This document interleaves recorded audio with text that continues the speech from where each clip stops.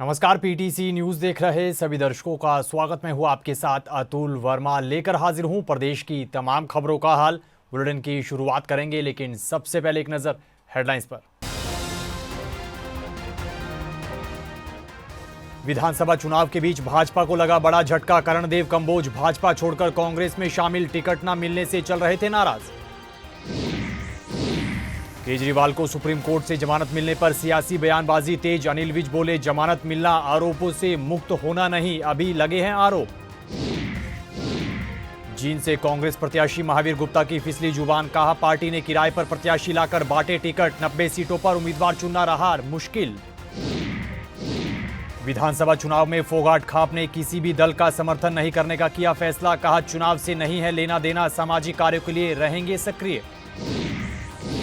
और विधानसभा चुनाव के लिए कांग्रेस ने जारी की स्टार प्रचारकों की सूची। राहुल गांधी, प्रियंका गांधी होंगे स्टार प्रचारक। विनेश और बजरंग पुनिया का भी नाम शामिल।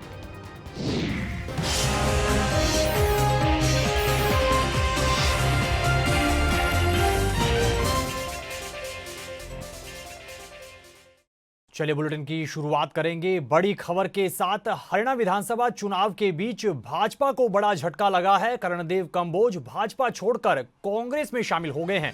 उन्होंने पूर्व सीएम भूपेंद्र सिंह हुड्डा और कांग्रेस प्रदेशाध्यक्ष की मौजूदगी में कांग्रेस ज्वाइन की। इस दौरान कर्णदेव कंबोज का पार्टी में आने पर भूपेंद्र सिंह हुड्डा और कांग्रेस प्रदेश अध्यक्ष ने स्वागत किया। आपको बता दें कि कर्णदेव कंबोज पार्टी द्वारा टिकट ना दिए जाने से नाराज चल रहे थे और उन्होंने जल्द अपना फैसला सुनाने की बात कही थी, लिहाजा अब वो कांग्रेस में शामिल हो गए हैं। इधर दिल्ली के सीएम अरविंद केजरीवाल को सुप्रीम कोर्ट द्वारा सशर्त जमानत मिलने पर सियासी बयानबाजी तेज हो चली है। इसी कड़ी में पूर्व गृह मंत्री अनिल विज ने अपनी प्रतिक्रिया दी है। उन्होंने कहा कि जमानत मिलना आरोपों से मुक्त होना नहीं है। सुप्रीम कोर्ट ने जमानत दी है, लेकिन आरोप अभी भी केजरीवाल पर लगे हैं। फर्क इतना है कि वो पहले जेल में थे और अब वो बेल पर हैं। वहीं उन्होंने कांग्रेस में चल रही गुटबाजी पर भी जमकर तंज कसा है। जिस पार्टी का 16 साल से चुनाव नहीं हुए, उसको पार्टी तो कहा भी नहीं जा सकता। ये धड़ों का समूह है, अलग अलग धड़ों के समूह हैं और हर धड़े ने अपने आदमी खड़े किए हैं। अंबाला में भी आपके मुकाबले में कांग्रेस के अलावा आजाद प्रत्याशी खड़ा हो, कांग्रेस नहीं, देखिए हमारे मुकाबले में तो कोई आए, हमें इससे कुछ लेना देना नहीं है। मैंने तो यहाँ तक कहा था कि चाहे भूपेंद्र सिंह हुड्डा आके लड़ लें, चाहे राहुल गांधी आके लड़ लें, उनको अपनी हैसियत पता लग जाएगी। इसलिए कोई आए, हमने कुछ नहीं लेना। हमारी जो जनता है वो सब जानती है। इसी कड़ी में पूर्व मुख्यमंत्री के मीडिया सलाहकार राजीव जैन ने भी केजरीवाल को जमानत मिलने पर प्रतिक्रिया दी है। उन्होंने कहा कि अरविंद केजरीवाल को जमानत जरूर मिली है, लेकिन हरियाणा में आम आदमी पार्टी का कोई भी जनाधार नहीं है और विधानसभा चुनाव में अरविंद केजरीवाल अगर हरियाणा का दौरा करते हैं, चुनाव प्रचार करते हैं, तब भी कोई असर देखने को नहीं मिलेगा। देखिए, हरियाणा में जो है आम आदमी पार्टी का कोई जनाधार नहीं है और केजरीवाल जी आए बाहर ना आए उससे कोई फ़र्क नहीं पड़ता, क्योंकि यहाँ सीधी लड़ाई जो है भारतीय जनता पार्टी कांग्रेस, और जहाँ पर जो है कांग्रेस या भारतीय जनता पार्टी ने गलत टिकट वितरण किया है, वहाँ की कमान जो है निर्दलीय प्रत्याशियों के हाथ में है। और मैं समझता हूँ कि इस बार जो है निर्दलियों के समर्थन के बगैर जो है कोई सरकार बनेगी भी नहीं। देखिए, पहले भी जो है उनके दौरे होते रहे हैं और लोकसभा का चुनाव भी हुआ है, लेकिन कोई असर जो है कहीं दिखाई नहीं देता। इधर जींद विधानसभा सीट से कांग्रेस के प्रत्याशी महावीर गुप्ता की जुबान फिसलती हुई नजर आई है। पत्रकारों से बातचीत करते हुए उन्होंने कहा कि कांग्रेस पार्टी ने किराए पर प्रत्याशी लाकर टिकट बांटे। कांग्रेस पार्टी बैकफुट पर रही और 90 विधानसभा सीटों पर उम्मीदवार चुनने के लिए पार्टी को कड़ी मशक्कत करनी पड़ी। इस दौरान महावीर गुप्ता ने कहा कि हरियाणा में चुनावी मुकाबला भाजपा और कांग्रेस के बीच ही है और जनता भाजपा के कुशासन से काफी खफा है। आज हरियाणा के अंदर कांग्रेस और बीजेपी सिर्फ दो ही पार्टियों का मुकाबला है, बाकी किसी पार्टी का कोई जनाधार नहीं है और कांग्रेस भी इतना बैकफुट पर आ चुकी है कि उसके लिए 90 के 90 हलकों में अपने प्रत्याशी को चुनना बड़ा मुश्किल हो गया था। किराए के प्रत्याशी लाकर उन्होंने खड़े किए हैं। तो जिनके लिए क्या कुछ आपकी नीति रहेगी, क्या कुछ आप ये देखो जींद विकास के अंदर कितना पिछड़ा हुआ है। 10 साल के अंदर बीजेपी के इस शासन नहीं, ये कुशासन है बीजेपी का। इसने शहर के लिए कोई सौगात ऐसी नहीं रही जिसको जो जींद के लोग याद रखें। रूठूंगा कैसे मनाएंगे गुप्ता जी? रूठा हुआ मुझसे कोई नहीं है, हमारे सब साथी हमारे साथ हैं, कोई रूठा हुआ नहीं है। नहीं, ये तो सब लोग जानते हैं, भाजपा ने हमेशा दमन की राजनीति की है। जो ये पोर्टल जैसी आईडी वाली ये जो नीतियां अपना कर लोगों को जो दुखी कर रखा है, आज लोग शहर के हों गांव के हों किसी भी वर्ग से संबंधित रखने वाला कोई भी इंसान आज दर दर की ठोकरें खा रहा है। आज किसान कितना परेशान है, बेचारा भोला भाला किसान, उसको कहते हैं आज पोर्टल नहीं चल रहा है, आज ये साइट जो क्रैश हो गई है, कितना परेशान है। ये दमन की नीति है, इससे आम जनता दुखी है। हरियाणा विधानसभा चुनाव को लेकर नामांकन पत्र भरने का दौर खत्म हो चुका है, लेकिन चुनाव प्रचार की प्रक्रिया अब शुरू हो चुकी है। इसी कड़ी में कांग्रेस ने अपने स्टार प्रचारकों की सूची जारी कर दी है। जानकारी के मुताबिक सूची में सोनिया गांधी, मल्लिकार्जुन खड़गे, राहुल गांधी और प्रियंका गांधी का नाम शामिल है और वो पार्टी के स्टार प्रचारक होंगे।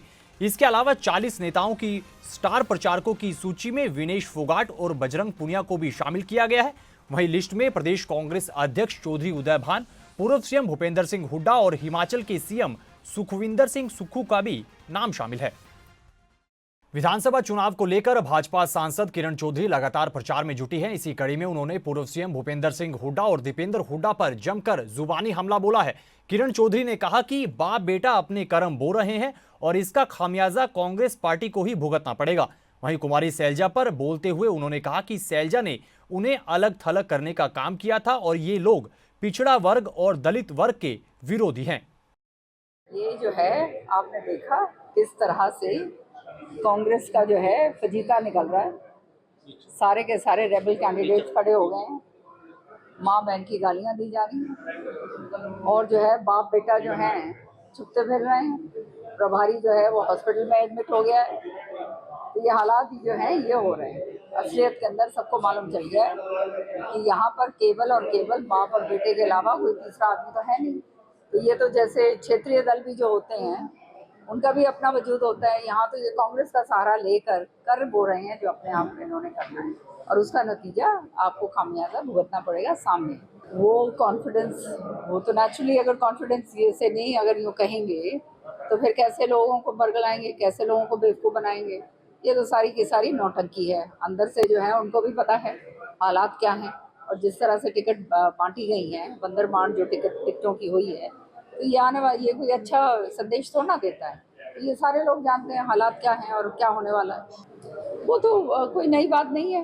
हमने तो देखो चौधरी बंसीलाल जी और सुरेंद्र सिंह जी इकट्ठे थे और शुरू से जो है आपने देखा है कि सुरेंद्र जी ने अपने पिता का साथ दिया।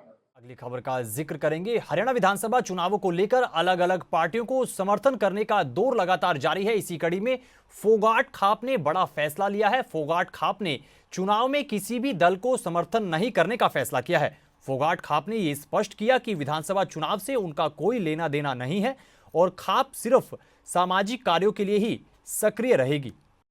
आज कोई मुद्दा नहीं था।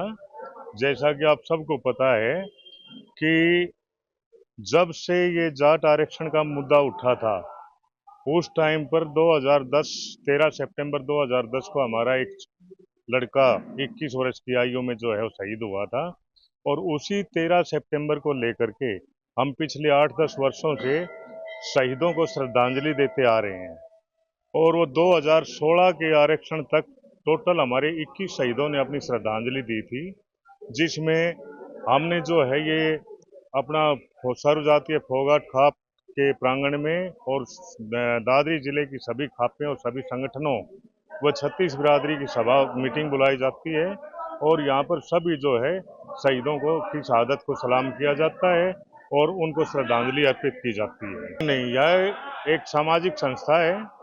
हमारी जो है खापें हमेशा सामाजिक संस्था होती हैं। हमें चुनाव से कोई लेना देना नहीं है। जो जिसको जहां अच्छा लगे अपना किसी का भी साथ दे सकते हैं, लेकिन यहाँ पे सिर्फ और सिर्फ सामाजिक कामें होते हैं। आज सिर्फ केवल और केवल श्रद्धांजलि सभा थी, शहीदों को श्रद्धांजलि सुमन अर्पित किए हैं। रेवाड़ी से कांग्रेस प्रत्याशी चिरंजीव राव ट्रैक्टर पर सवार होकर चुनावी प्रचार में जुटे हैं। इसी कड़ी में उन्होंने ग्रामीणों से मुलाकात की और कई चुनावी वादे भी किए। चिरंजीव राव ने केजरीवाल की जमानत पर प्रतिक्रिया देते हुए कहा कि हरियाणा के चुनाव में इसका कोई भी प्रभाव पड़ने वाला नहीं है, क्योंकि हरियाणा में आम आदमी पार्टी का कोई झनादार नहीं है।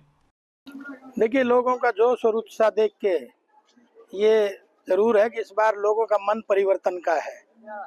जो कप्तान साहब की विरासत 50 साल से रेवाड़ी में चल रही है, उसको बदलने का लोगों का मन है। आपके सामने सब खड़े हैं और बड़े जोश खरोश से है लोग लग रहे हैं। इस बार रेवाड़ी में फिर से कमल खिलेगा। किस तरह का रिस्पांस आपको मिल रहा है? रिस्पॉन्स तो आपके सामने है। सब लोगों में जोश है, उत्साह है। सब लोगों ने मिल के आशीर्वाद दिया है। तभी मैं कह सकता हूँ कि इस बार कमल रेवाड़ी में खिलेगा ही खिलेगा। कौन भारी? भारी तो कहेंगे ही।